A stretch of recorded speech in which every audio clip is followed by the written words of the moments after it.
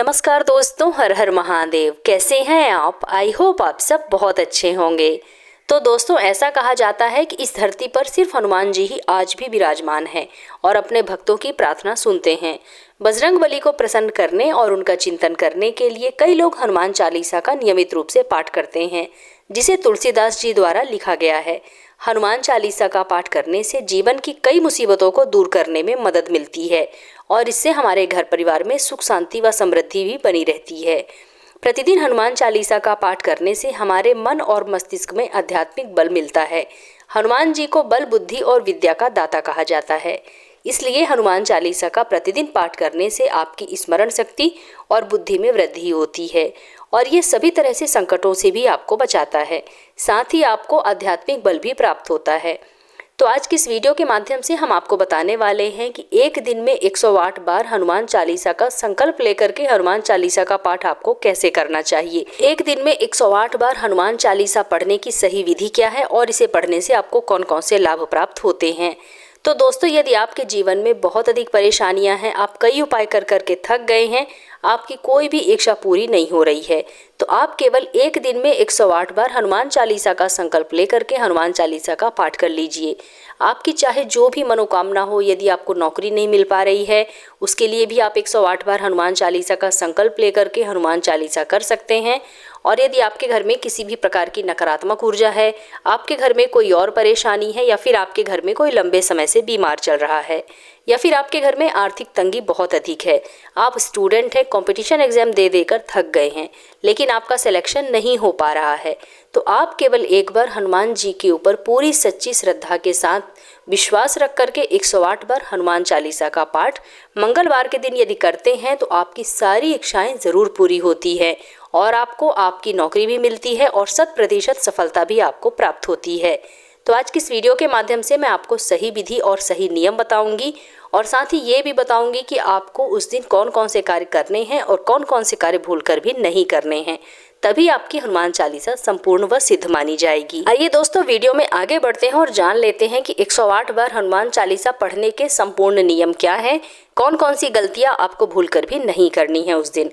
कहते हैं कि यदि आपकी कोई विशेष मनोकामना है, कोई विशेष इच्छा है, कोई बड़ी इच्छा, कोई छोटी इच्छा, चाहे कैसी भी इच्छा हो जिसे आप हनुमान जी से पूर्ण करवाना चाहते हैं, तो आपको मंगलवार या शनिवार के दिन 108 बार हनुमान चालीसा के पाठ का संकल्प लेकर के हनुमान चालीसा अवश्य करनी चाहिए।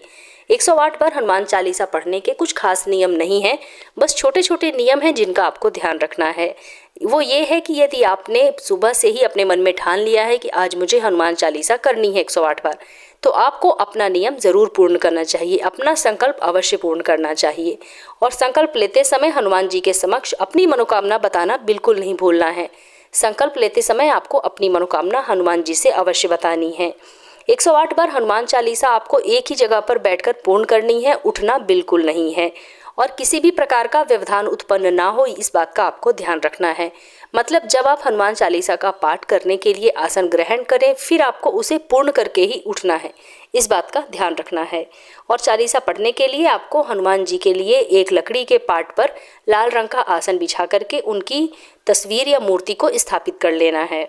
इसके बाद उन्हें विधिवत पूजा अर्चना करके उन्हें भोग अर्पित करना है। इसके बाद आपको 108 की संख्या में कोई भी सामग्री गिनकर रख लेनी है। आप चाहें तो मूंगफली के दाने रख सकते हैं, किशमिश रख सकते हैं, या फिर कोई भी ड्राई फ्रूट्स 108 की संख्या में गिनकर रख लीजिए, जिससे आपकी गिनती गलत ना हो। और फिर हनुमान चालीसा पढ़ते जाएं और एक वस्तु को उठा करके एक कटोरी में रखते जाएं। इस प्रकार से आपका 108 बार हनुमान चालीसा कंप्लीट हो जाएगा और छूटेगा भी नहीं। यदि हनुमान चालीसा पढ़ने के दौरान कोई भी दिक्कत हो आपको, तो आपको सब्र रखना है, उठना बिल्कुल नहीं है। अगर बहुत ज़्यादा इमरजेंसी हो, वॉशरूम जाना हो, तब आप उठ सकते हैं। और कोशिश करें कि आप अपने पास पानी की बोतल रख लें और जब आपका गला सूखे तब आप एक एक घूंट पानी पीते जाएं।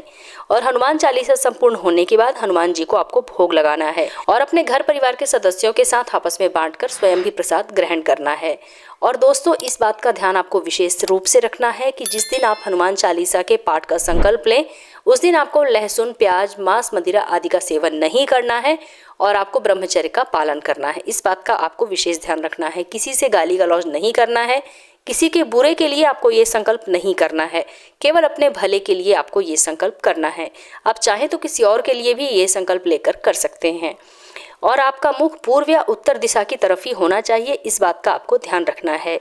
दोस्तों 108 बार हनुमान चालीसा पढ़ने से आप में आध्यात्मिक बल और मनोबल बढ़ता है। इसमें पवित्रता की भावना महसूस होती है, हल्कापन महसूस होता है और व्यक्ति खुद को निरोगी महसूस करता है। दोस्तों हनुमान चालीसा पढ़ते समय आपको थोड़ी घबराहट, बेचैनी महसूस होगी।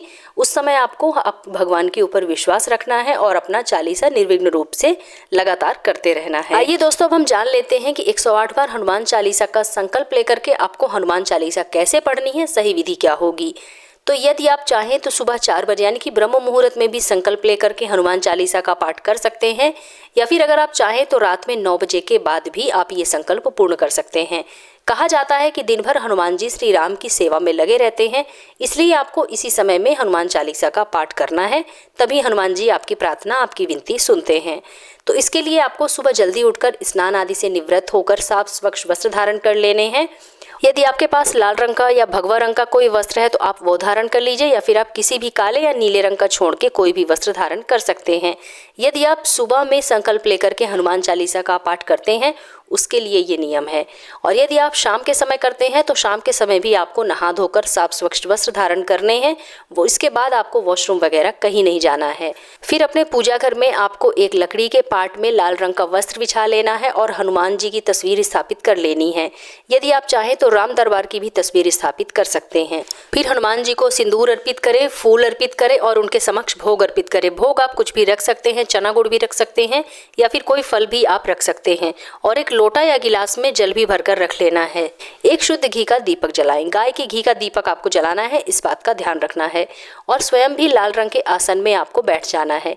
हनुमान जी का चिंतन करना है। फिर राम नाम का जाप करना है 108 बार, यानी कि एक माला आपको राम नाम का जाप करना है।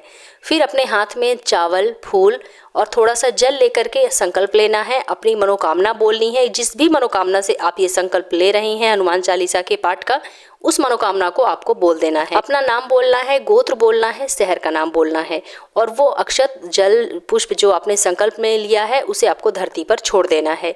फिर हनुमान जी, श्री राम जी का नाम लेकर के आपको हनुमान चालीसा के पाठ का प्रारंभ कर लेना है। फिर 108 बार जब आपका हनुमान चालीसा संपूर्ण हो जाए उसके बाद आपको आरती करनी है, उन्हें भोग लगाना है पुनः, और फिर आपको फिर से अपनी मनोकामना बोलनी है हनुमान जी से, और इस प्रकार से आपका 108 बार हनुमान चालीसा संपूर्ण हो जाता है। और जो आपने लोटा या गिलास में जल भर कर रखा है उसे अपने घर में थोड़ा थोड़ा छिड़क देना है और सभी घर के सदस्यों के साथ मिलकर आपको उस जल को ग्रहण कर लेना है। दोस्तों यकीन मानिए, यदि आपकी कोई बड़ी इच्छा है तो उसमें थोड़ा समय लगेगा पूर्ण होने में, लेकिन यदि आपकी कोई छोटी इच्छा है, कोई आसान इच्छा है, तो हनुमान जी चुटकी बजाते ही उसे हल कर देंगे।